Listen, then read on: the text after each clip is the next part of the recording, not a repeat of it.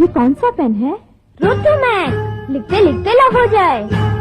रोटोमैक, रोटोमैक, रोटोमैक, रोटोमैक, लिखते लिखते लव हो जाए। ये ज़मीं ये आसमां, हाँ ये ज़मीं ये आसमां, हमारा कल हमारा आज, हमारा कल हमारा आज, बुलंद भारत की बुलंद तस्वीर, हमारा बजाज बुलंद भारत की बुलंद तस्वीर, हमारा बजाज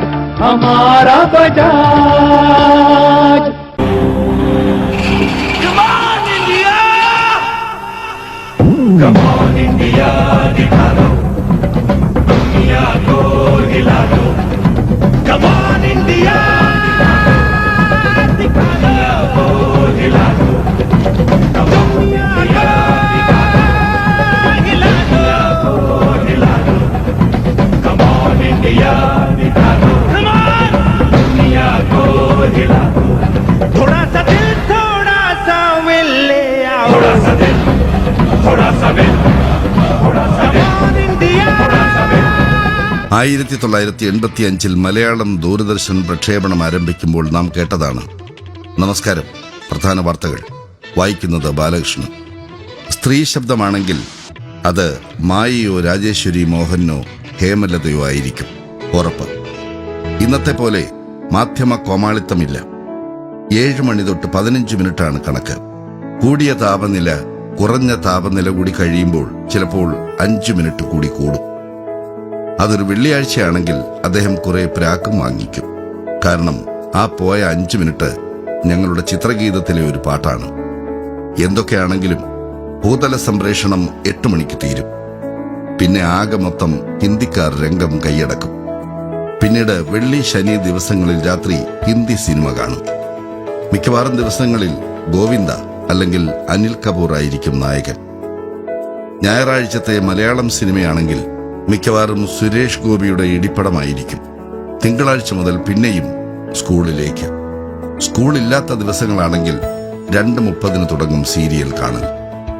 ജ്വാലയായും മരുഭൂമിയിലെ പൂക്കാലവും മുടങ്ങാതെ കാണും.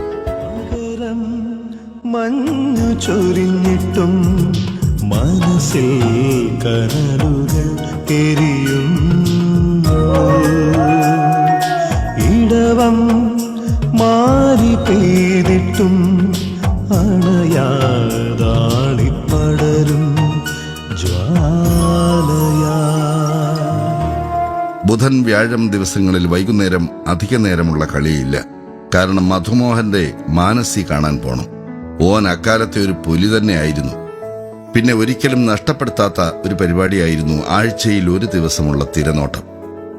അത് കണ്ടാലേ അടുത്ത ഒരാഴ്ചത്തെ പരിപാടികളെക്കുറിച്ച് ഒരു ധാരണ കിട്ടും. നമസ്കാരം. മാന്യ പ്രേക്ഷകർക്ക് തിരനോട്ടം പരിപാടിയിലേക്ക് സ്വാഗതം.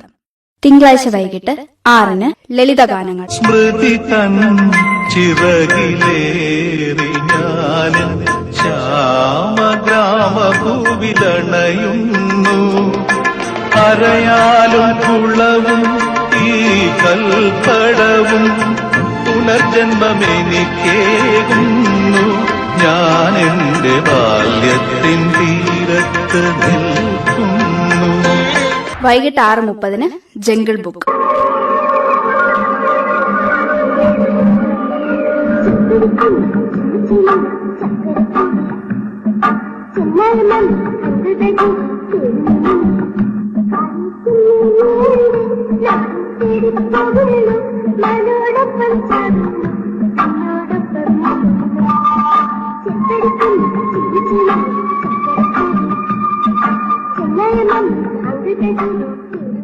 പിന്നെ എല്ലാ കാലത്തും ഏത് നേരത്ത് വേണമെങ്കിലും വരാവുന്ന ഒരു പരിപാടിയായിരുന്നു മഴവില്ലഴകുമായി എത്തുന്ന തടസ്സം നേരിട്ടതിൽ ഖേദിക്കുന്നു എന്ന വാചകം. ഏറ്റവും രസം ഇതല്ല. ഒരു കാറ്റ് എവിടുന്നെങ്ങാനും വന്നു പോയാൽ അപ്പോഴേക്കും പോകും ചാനൽ. പിന്നെ ആന്റിന പിടിച്ച് തിരിച്ച് ശരിയാക്കലാണ് പ്രധാന പണി. അപ്പോഴേക്കും കണ്ടുകൊണ്ടിരുന്നതെല്ലാം കഴിഞ്ഞു പോയിട്ടുണ്ടാവും. ഞങ്ങൾ ഈ പറഞ്ഞതും നിങ്ങൾ ഈ കണ്ടതും കേട്ടതും ഒരു തലമുറയ്ക്കുമേൽ ദൂരദർശൻ എത്രമാത്രം സ്വാധീനം ചെലുത്തിയിട്ടുണ്ടായിരുന്നു എന്നുള്ളതിന്റെ നേർസാക്ഷ്യമാണ്. നിങ്ങളിൽ ചിലരെയെങ്കിലും ആ നല്ല ഓർമ്മകളിലൂടെ കൂട്ടിക്കൊണ്ടുപോകാൻ സാധിച്ചു എന്ന് ഞങ്ങൾ പ്രതീക്ഷിക്കുന്നു. തുടർന്നും ഒരുപാട് നല്ല അവതരണങ്ങളുമായി നിങ്ങൾക്ക് മുന്നിൽ എത്തുന്നതായിരിക്കും. കാത്തിരിക്കുക. നന്ദി, നമസ്കാരം.